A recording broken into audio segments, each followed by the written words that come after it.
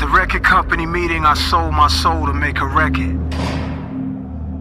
They said we'd be artistically free when we signed that bit of paper. They say they're gonna give me lots of money if I play what they want you to hear. I'll make my music boring, I'll play my music slow. They take your money, break your soul. They say it's only rock and roll. Industry rule number 4080. Record company people are shady. Cause all you people are vampires. You suck my blood like a leech. Is your conscience alright? Does it plague you at night? Pay us like you owe us for all the years that you hold us. I don't make music for free. I make music for freedom.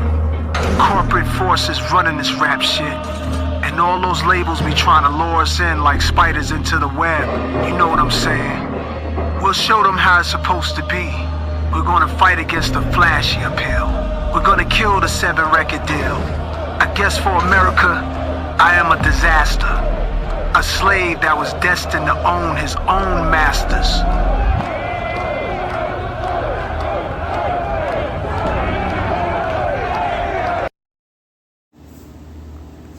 You know, on the song Let Nas Down from J. Cole, from the album Born Sinner that came out in 2013, J. Cole touches on record execs and how they're archaic and formulaic with their outcome, meaning that you pretty much have a system or modus operandi in place for artists where, you know, the record label behind said artist puts this artist in a box to where this artist, they have to pretty much live up to a certain image that's palatable for the masses.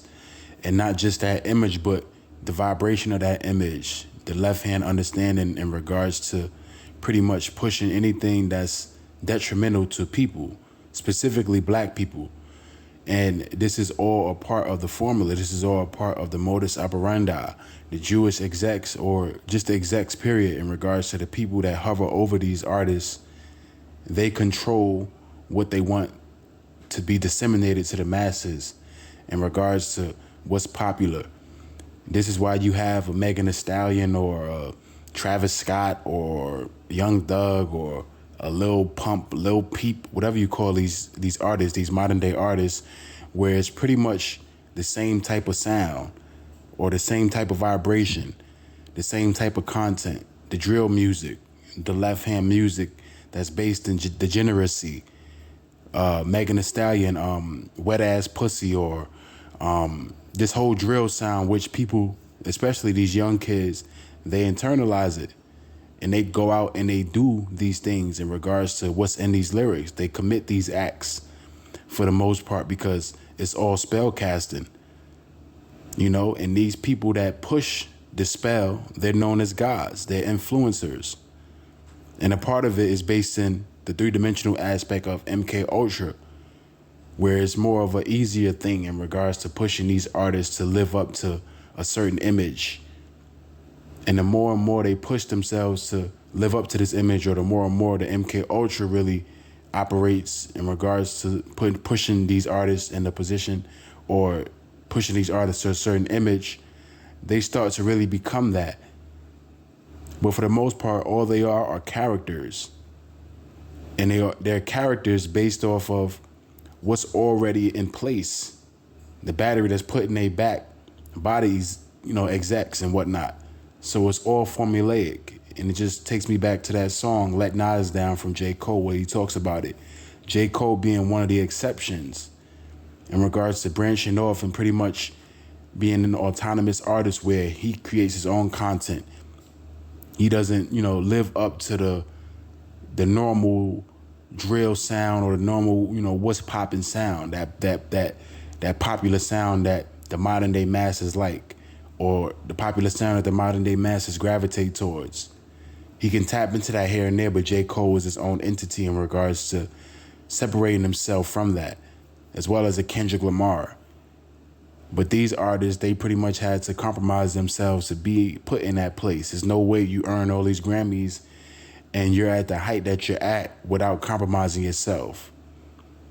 But the point is that J. Cole doesn't have to live up to that formulaic aspect in regards to him being put in this box to where it's the same type of drill sound, same type of music.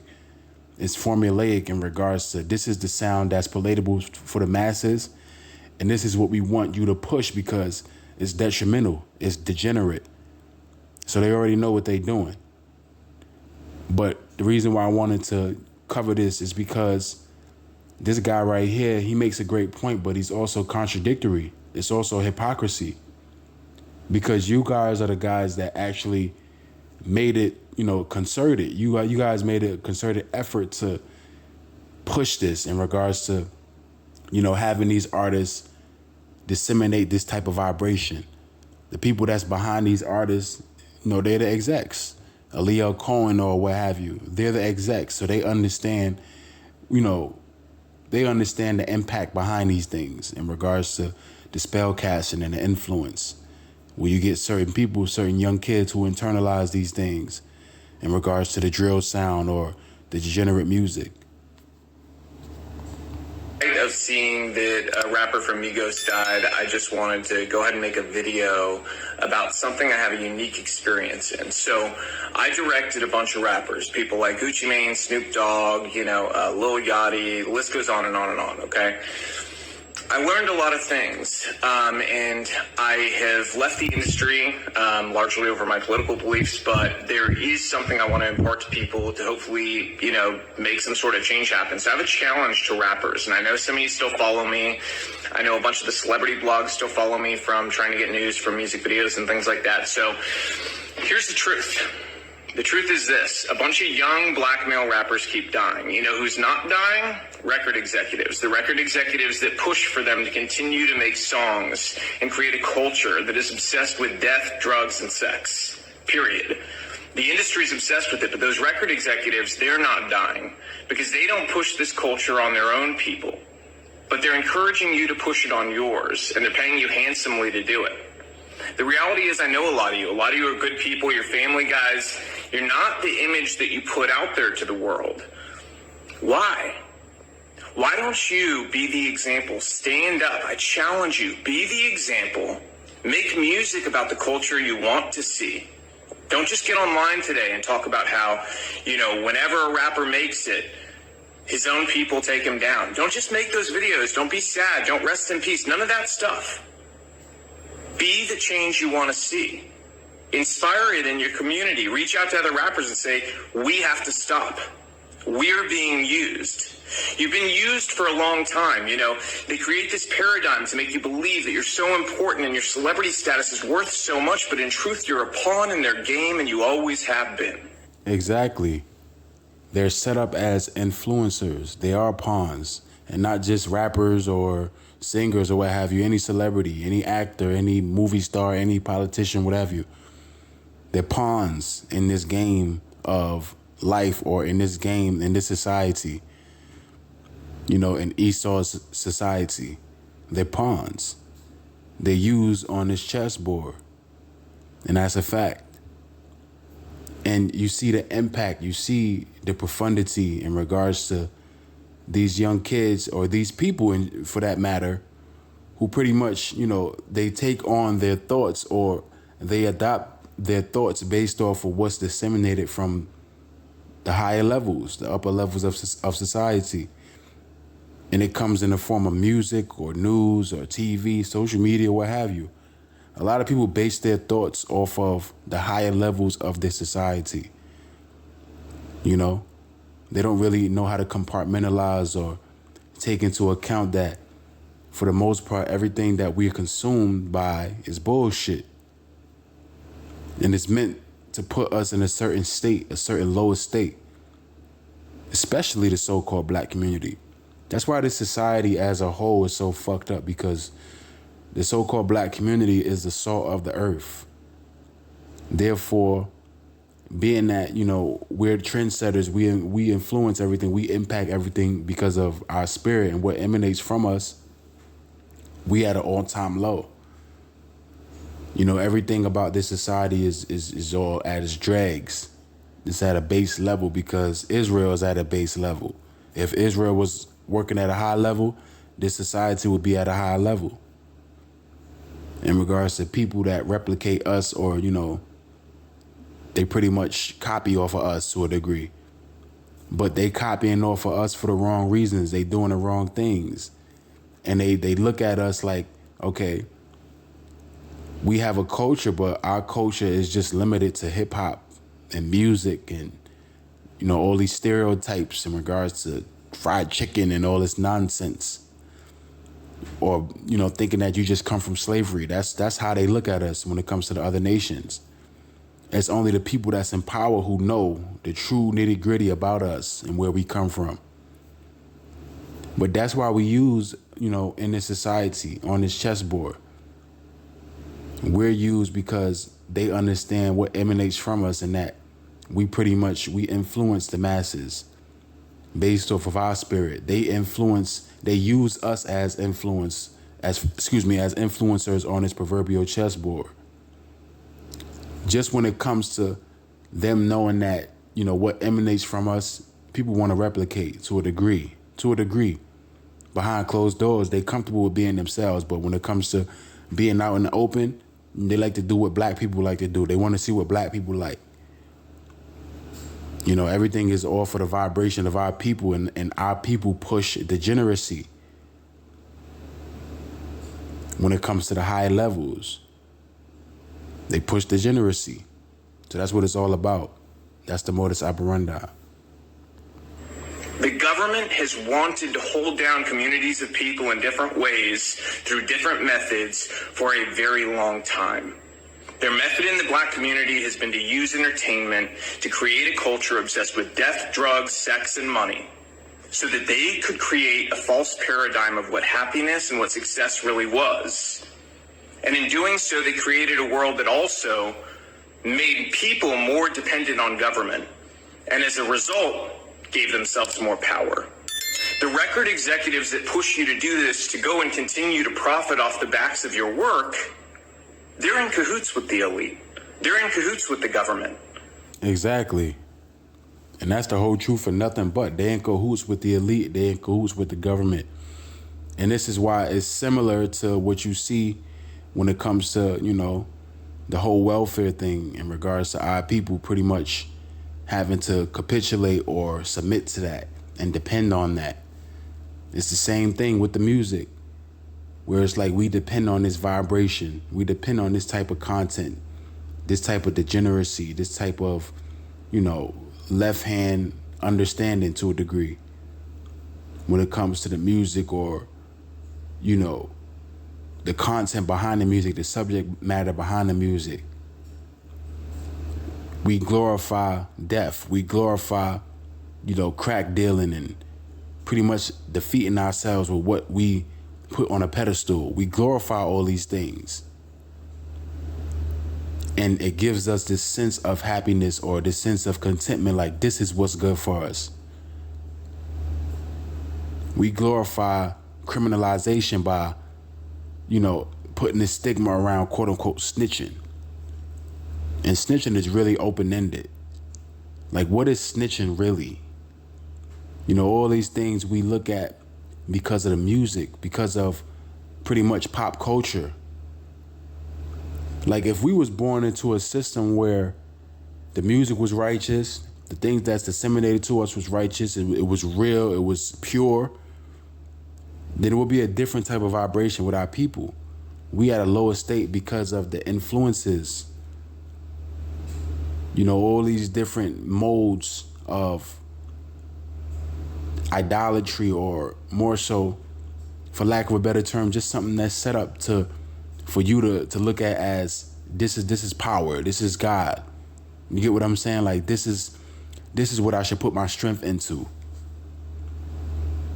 Why you think we put like these little meaningless things on a pedestal? If you think about it, like a lot of our people, we put these meaningless things on a pedestal, things that don't really have no weight, bear no fruit, stupid shit, even stupid conversations, folly. It's rare that you hear a real, poignant, intelligent conversation amongst so-called black people. I mean, in these last days, we're going to see that more and more because, we coming to the end. But when the last time you really sat around certain black people and heard a real potent, intelligent conversation. I'm not talking about in a certain area where that's permitted. I'm talking about in certain areas where you could tell like it's the hood and it's degenerate. I'm not saying you don't get that, but for the most part, you don't really see that, especially where I'm at. You know what I mean? So it's just one of those things where you understand the impact of the influence when it comes to the upper levels of society and what they disseminate to us.